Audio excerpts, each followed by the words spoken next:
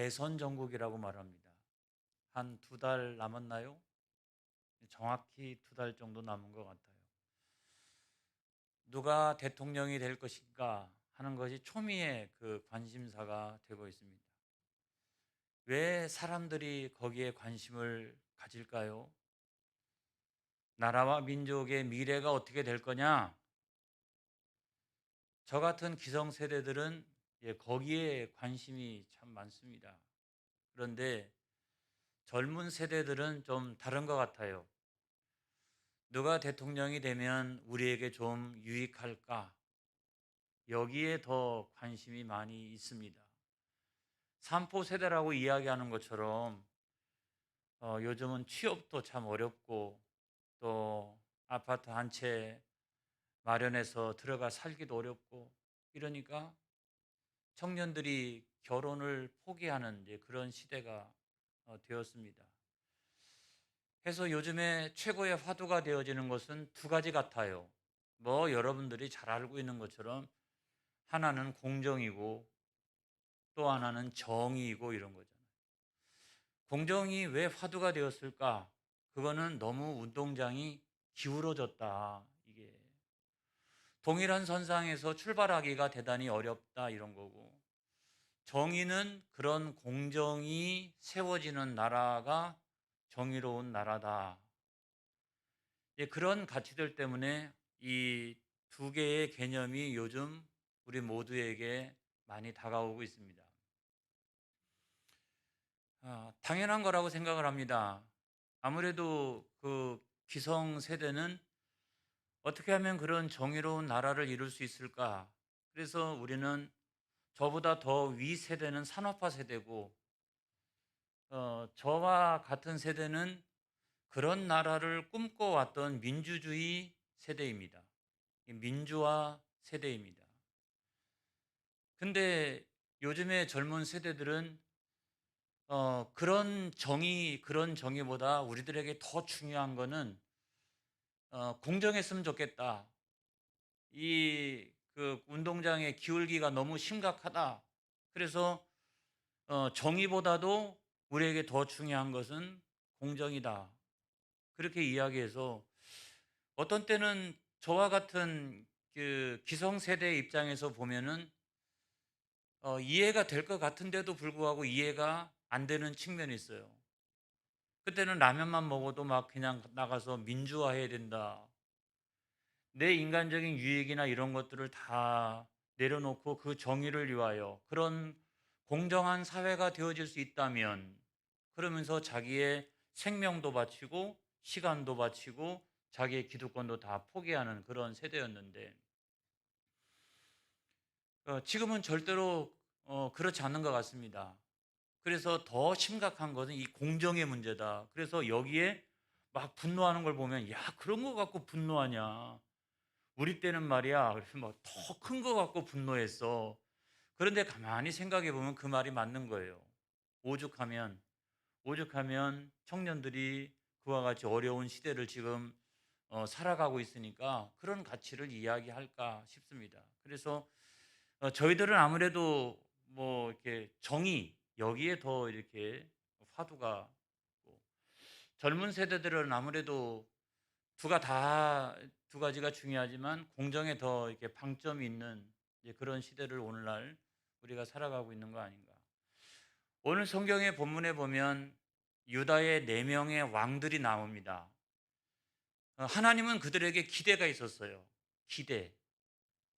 적어도 그 유다, 이스라엘에 대한 그 왕국에 대한 기대가 있었습니다. 그 기대가 뭐냐? 예레미야 22장 3절에 있는 말씀을 보겠습니다. 다 같이 시작. 여호와께서 이와 같이 말씀하시되 너희가 정의와 공의를 행하여 탈취 당한 자를 압박하는 자의 손에서 건지고 이방인과 고아와 과부를 압제하거나 학대하지 말며 이곳에서 무죄한 피를 흘리지 말라. 그래서 하나님께서 그 왕국을 허락하셨던 이유가 있죠. 그 이유는 또 여러 왕들을 세웠던 그 왕들을 허락했던 그 이유가 있는데, 그거는 뭐냐? 하나님의 통치를 대리하는 거죠. 그 왕들을 세워서 하나님의 통치를 대리하는 거. 두 번째로는 율법의 수호자. 강력한 법과 제도를 통해서 하나님의 율법을 수호하는 일이었죠. 그리고 세 번째로는 그 율법의 기초에서 공의와 정의가 있는 그 하나님의 나라, 그 선민의 나라를 세워가는 일이었어요. 오늘날 용어로 바꾼다라고 하면 그 공의와 정의가 공정과 정의 이런 것으로도 우리가 해석될 수 있다고 생각합니다. 여러분 그때 당시에는 그 어느 정도 물질적인 풍요가 있었습니다. 그럼에도 불구하고 가난한 사람들은 소외되고 또 차별을 받기도 하고 또 법적인 보호를 잘 받지 못하는 그런 사회였어요. 그러면 오늘날 이 시대는 그때에 비해서 훨씬 더 비교할 수 없는 물질적인 풍요를 구가하고 있는 시대인데, 그러면 오늘날에는 어떠한가? 여전하죠. 가난한 자들은 또 소외당하기도 하고 차별을 받기도 하고 어떤 법적인 보호를 충분히 받지 못하는 그런 사회에서 우리가 살아가고 있어요. 그때로부터 지금까지 시간이 얼마나 많이 흘렀는데, 굉장히 많은 시간이 흘렀음에도 불구하고 여전히 그와 같은 문제는 동일하게 나타난다는 거예요. 제가 그거를 보면서 이런 생각이 들어요. 가장 완벽한 것은 하나님 나라밖에 없다. 완벽한 것은 천국밖에 없다. 그러나 그렇다고 하여 현실에서 우리가 포기하고 살 것인가? 그 하나님의 기대치가 있다. 하나님의 기대치. 그 하나님의 기대치에 가장 근접한 사람들을 우리가 선출해 가면서 시대를 조금씩 조금씩 개혁해 나가는 것이 중요하다. 할렐루야. 완벽한 하나님의 나라는 이 세상에서 우리가 얻을 수 있는 게 아니에요. 우리가 노력한다고 되는 게 아니에요. 그 나라는 하늘로부터 내려오는 거예요. 할렐루야. 근데 우리가 그 나라를 향하여 오늘도 부족하고 연약하지만 그 하나님의 기대치에 맞춰서 현실을 끊임없이 개혁해 나가면서 하나님의 기대치를 향하여 나가는 그런 개혁을 끊임없이 우리가 이루어 가야 된다. 이거는 명확한 사실이라고 생각합니다. 할렐루야. 그래서 목사님 찍을 사람이 없어요 그랬어요. 제가 봐도 제가 봐도 좀 흠들이 많죠. 뭐 제 생각이나 여러분들의 생각이나 다 비슷비슷하죠. 그럼에도 불구하고 항상 우리는 그런 하나님의 기대치, 그 하나님의 기대치에 작은 차이나마 가장 근접한 사람들이 누구냐라고 하는 것을 앞장 세우면서 현실을 끊임없이 개혁해 나가는 이 노력이 이 사회를 발전시켜 갑니다. 할렐루야. 포기하지 말라 이런 말씀이에요. 자, 오늘 성경 말씀에 보면 네 명의 왕이 등장하잖아요. 유다의 멸망의 시기에 네 명의 왕인데 첫 번째 왕은 여호아하스, 두 번째는 여호야김, 세 번째는 여호야긴, 그리고 맨 마지막은 시드기야. 이런 왕들이에요. 근데 이런 왕들보다 바로 그 윗대에 있던 왕이 참 좋은 왕이 있었어요. 요시야라고 하는 왕이 있었습니다.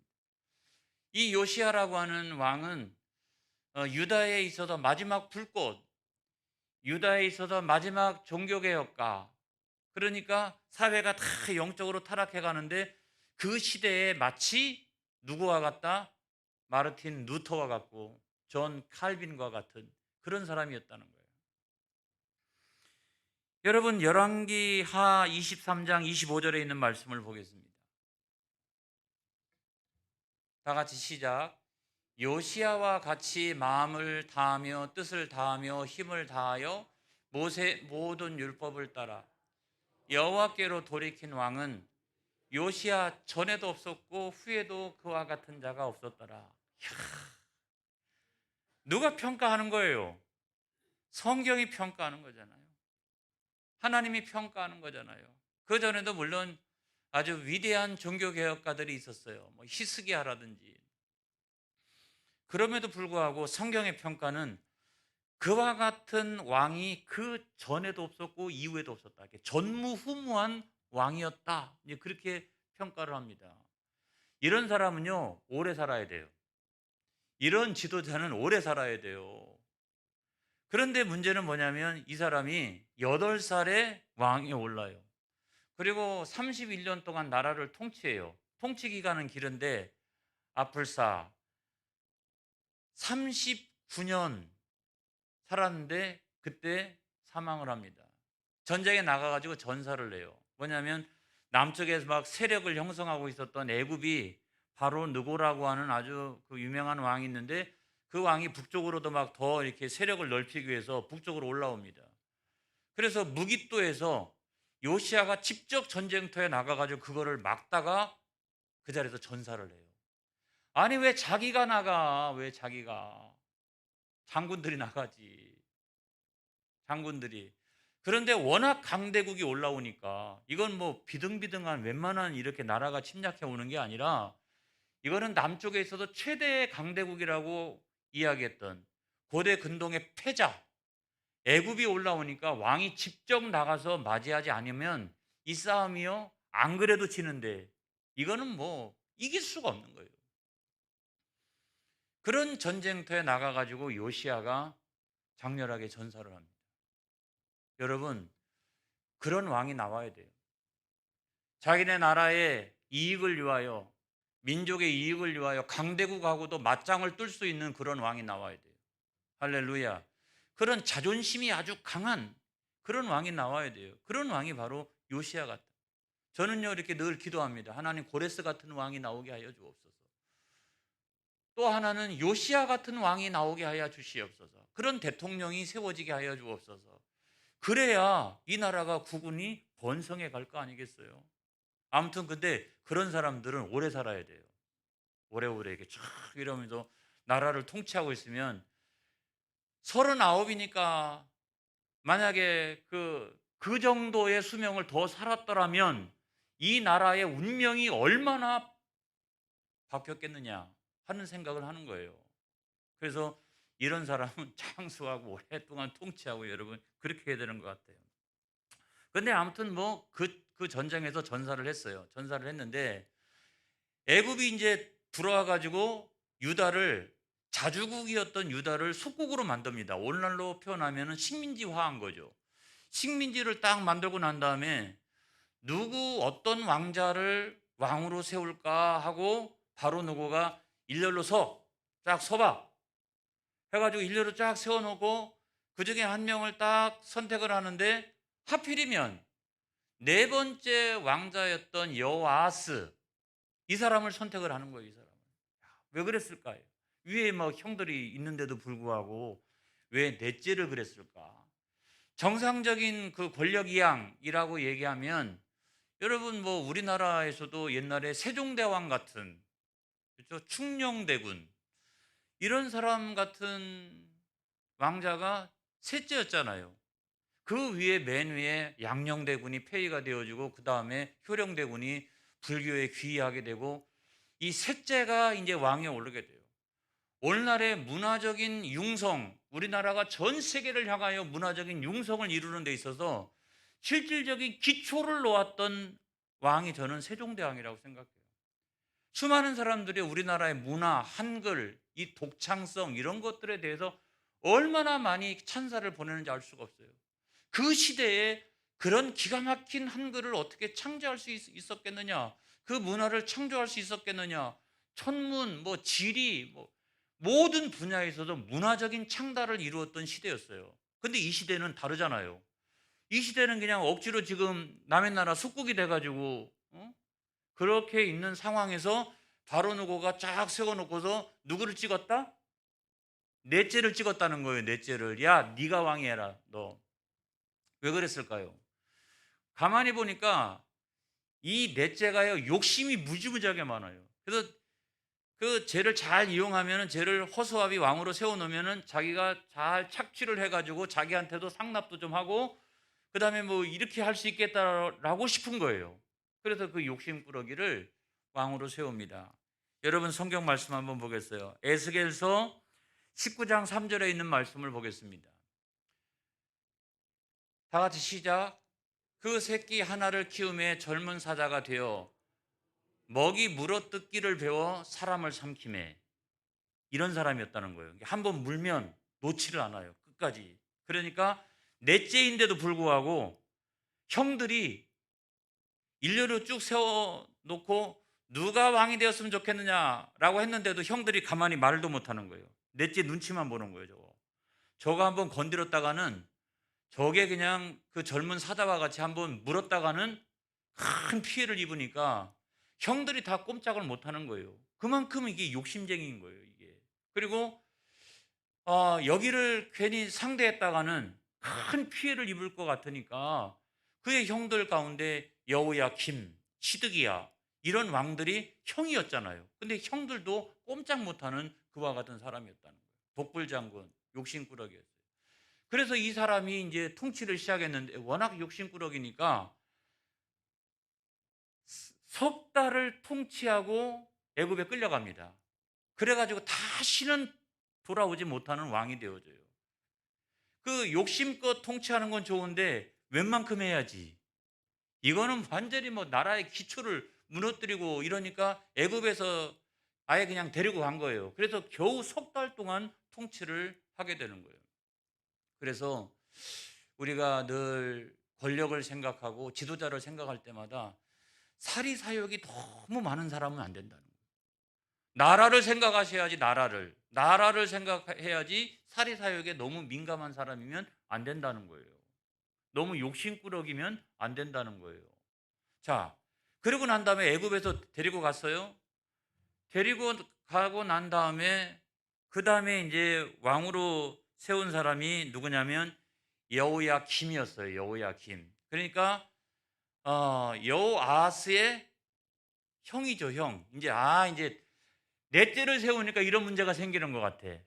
그러니까 원래대로 형을 세워야 되겠어. 근데 바로 누고가 가만히 볼 때는 지난번에는 내가 욕심쟁이를 이렇게 왕으로 세워놨는데 요번에는 그냥 내 말을 잘 듣는 그런 욕심쟁이가 아니라 내 말을 잘 듣는 그런 왕자를 왕으로 세웠으면 좋겠다라고 해서 세웠던 왕이 누구냐면 여호야김이었다는 거예요. 여러분 근데 이 사람이 11년을 통치해요. 대단하죠.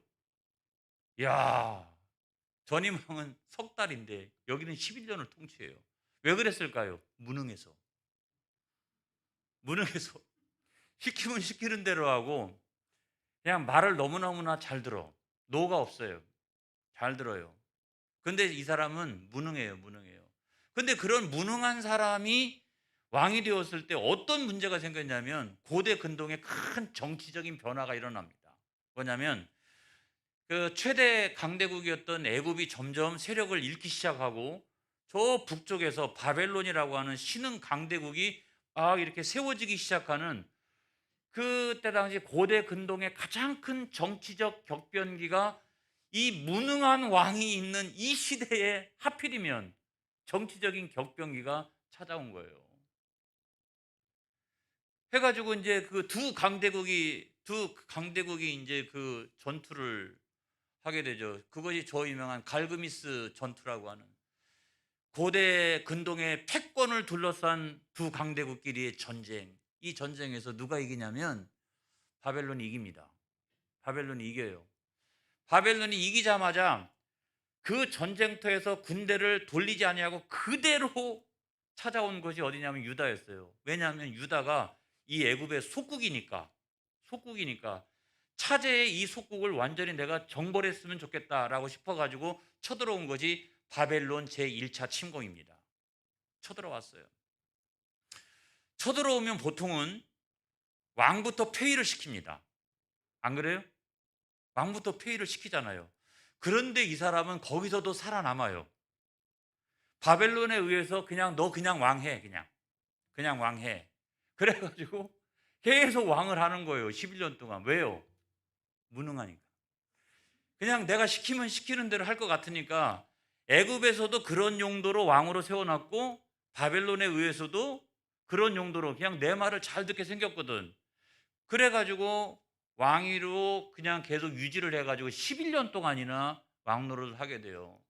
그런데 이제 조금 얼마간 몇 년 지났다가 세력에서 밀렸던 애굽이 마지막 힘을 모아 한 번 더 맞짱을 뜨기 위해서 군대를 모집해가지고 바벨론하고 전쟁을 시작을 합니다. 그런데 이와 같은 때에 이 여호야김이 누구 편에 설까요? 또 마음이 달라져 가지고 누구한테 가냐면 이 애굽 편에 서요.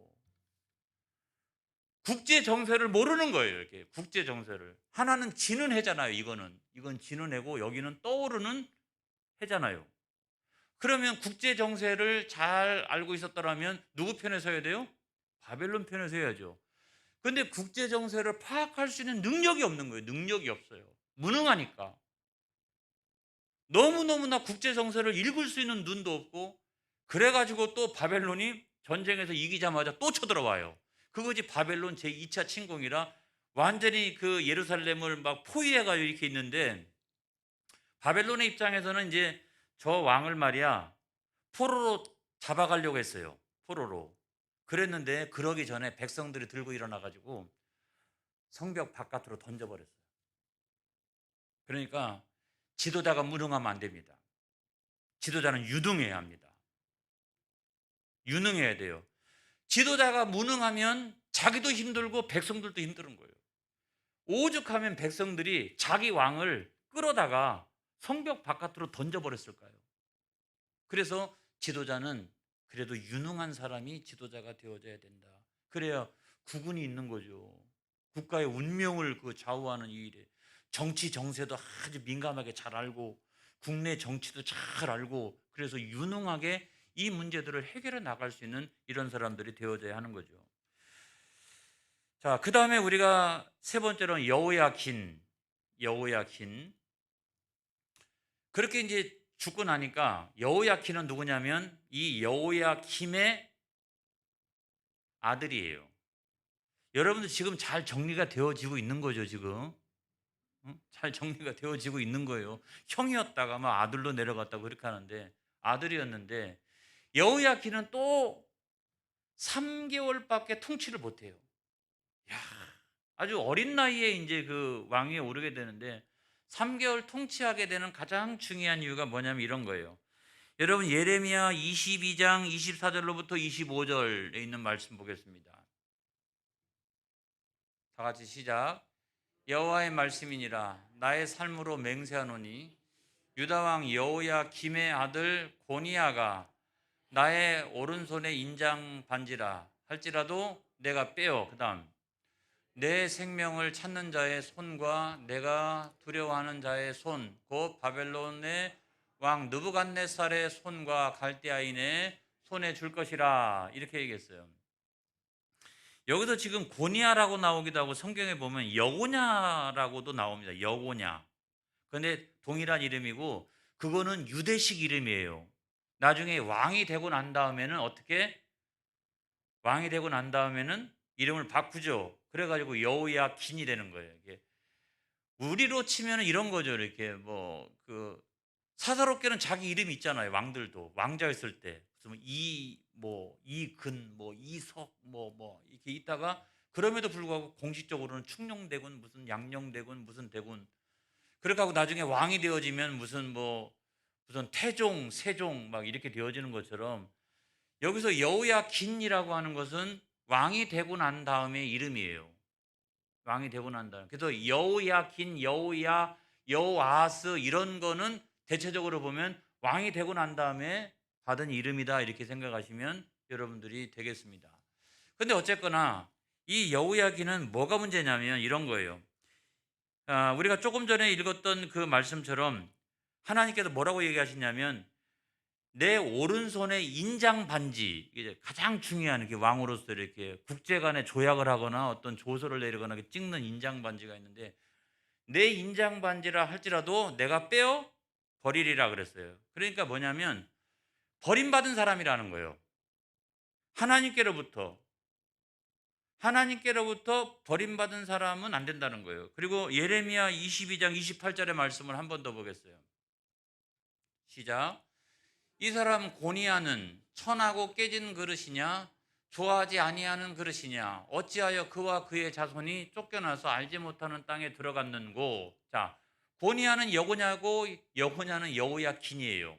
그런데 하나님이 보실 때 깨진 그릇으로 보았다는 거예요. 하나님 보시기에 좋지 아니한 그릇으로, 제가 얼마 전에 그릇에 대한 설교를 한 적이 있잖아요. 그렇죠? 그걸 여러분들이 연상시키면 될 것 같아요. 깨진 그릇이라는 거예요. 근데 깨진 그릇은 나가서도 깨진다. 사용할 수가 없어요. 여러분 잘 보세요. 대통령들 가운데도 이런 사람, 다 예수 안 믿는 사람이라 할지라도 그 어떤 대통령이 대통령직을 수행할 때 그냥 이렇게 잘 되고 발전해 가고 아무튼 뭐 큰 문제가 없고 이렇게 쭉 지나가는 경우도 있고, 또 어떤 경우에는 믿는 사람임에도 불구하고 그 시대 때 가장 어려움이 많고 시련이 많고 이런 경우도 있어요. 중요한 건 뭐냐면 모든 왕들은 하나님의 대리자와 통치자라는 사실이에요. 그런데 그 왕들과 대통령이라 할지라도 하나님 안에서 깨진 그릇이 있다. 이게 깨진 그릇이 있다. 하나님께로부터 버림받는 그릇이 있다는 거예요. 그때는 다 안 되는 거예요, 이렇게. 그래서 우리가 여러분 대통령을 위해서 기도해야 됩니다. 하나님 아버지, 깨진 그릇이 되지 않게 하여 주시옵소서. 하나님께로부터 사용되어지는 그릇이 되게 하여 주옵소서. 우리는 잘 알지 못하지만 하나님께로부터 버림받은 그릇 되지 않게 하여 주시옵소서. 하나님이 잘 사용하는 그릇이 되게 하여 주옵소서. 그래야 그 시대가 융성해지는 거예요. 융성해지는 거예요. 여호야긴은 그런 부분에서 큰 문제가 있었던 거예요. 자, 마지막으로 시드기야는 11년을 통치했어요. 11년을. 근데 11년을 통치하고 난 다음에 BC 586년에 나라가 완전히 멸망을 했죠. 11년 동안 통치를 하고. 이 시드기야가 이제 여호야긴의 삼촌이 이제 갑자기 왕이 됐죠. 여호야긴 때 이미 나라가 다 멸망한 거예요. 멸망했는데 얘는 그냥 목숨만 유지하고 있는 거예요. 그냥 명목만 그냥 유지하고 있는 거예요. 그런 상태에서도 11년 동안 통치를 했다는 겁니다. 자, 그런데 여기서는 가장 근본적인 문제가 뭐냐? 왜 이 11년 동안 통치를 했음에도 불구하고 하나님께서 유다를 완전히 멸망시켰느냐? 여러분, 오늘 제가 그 이야기를 하려고 그러는 거예요. 여러분, 오늘 성경 말씀인데 예레미야 22장 21절을 보세요. 여기에 답이 있어요. 여기에 답이. 11년이면 마지막 한 번 더 이렇게 새롭게 되어줄 수 있는 충분한 시간이었다고 생각합니다. 근데 여기에 답이 있어요. 완전히 멸망당하는 시작. 내가 평안할 때에 내가 내게 말하였으나 내 말이 나는 듣지 아니하리라 하였나니 내가 어려서부터 내 목소리를 청종하지 아니하는 내 습관이라. 다른 사람 말은 안 들어요. 이렇게 다른 사람 말은. 하나님 말씀은 안 들어요. 이렇게 어려서부터 하나님 말씀 안 듣는 것이 습관이 됐다는 거예요. 어떻게 말하면 영적인 중독이죠. 뭐가 이렇게 나를 쓰이고 있는 거죠. 여러분, 이것이 가장 중요한, 시드기야 때에 멸망당하는데 어느 정도 비참하게 멸망을 당하느냐. 제가 늘 이야기하는 것처럼 나중에 도망쳤다 그랬죠. 도망쳐가지고 멀리까지 도망을 쳤는데 거기까지 바벨론의 추격대가 쫓아와가지고 잡혔어요. 자기 두 아들이 자기가 눈에 보는 앞에서 처형을 당하고 자기는 두 눈알이 뽑혀가지고 쇠사슬로 꽁꽁 묶여가지고 바벨론으로 끌려갑니다. 제가 그 뒤 이야기는 안 했죠. 제가 그 뒤 이야기는 안 했어요. 그 뒤는 어떻게 되느냐?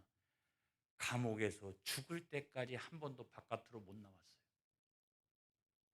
두 눈이 뽑힌 상태로 그 감옥에 끌려가가지고 그대로 죽었어요. 왕이. 여러분, 그래서 하나님 말씀에 청종하는 지도자가 되어져야 된다. 내가 서로 하나님을 믿지 않는다 해도 그 하나님의 그 말씀과 그 뜻과 이런 것들을 내가 알고 내가 여기에 겸허할 줄 아는 사람이 되어져야 된다. 겸허할 줄. 그리고 다른 사람이 하는 이야기에서 내 뜻을 바꿀 수 있는 사람이 되어져야 된다. 국민이 원하는 것이 무엇인지를 알고 자기의 뜻을 수정하고 바꿀 수 있는 사람이 되어져야 된다는 거예요. 하나님께 청종, 백성들에게 청종, 이거를 잘 할 수 있는 겸허한 마음을 가지고 있는 지도자가 되어져야 그런 지도자가 국군을 융성케 한다는 거예요. 할렐루야. 여러분, 저는 늘 기도합니다. 하나님 아버지, 고레스와 같은 왕이, 요시야 같은 왕이 우리나라의 대통령으로 세워지게 하여 주시옵소서. 너무 욕심쟁이가 세워지지 않도록 하여 주시옵소서. 너무 무능해가지고 국제 정세도 모르고 나라의 내치도 잘 못하는 사람이 되지 않게 하시고, 하나님 보실 때 깨진 그릇이 세워지지 않게 하여 주시옵소서. 그리고 하나님 말씀은 그래도 잘 듣고 백성들의 말을 잘 듣는 그런 사람이 지도자가 되게 하여 주시옵소서. 이것이 여러분, 4명의 왕을 통해서 우리가 대선 전국에서 특별히 이렇게 듣는 그런 교훈이 아니겠느냐, 이런 생각이 듭니다. 여러분, 그런 좋은 지도자가 이번에 세워지기를 바랍니다. 기도하겠습니다. 하나님 아버지, 이번 대선에서 요시아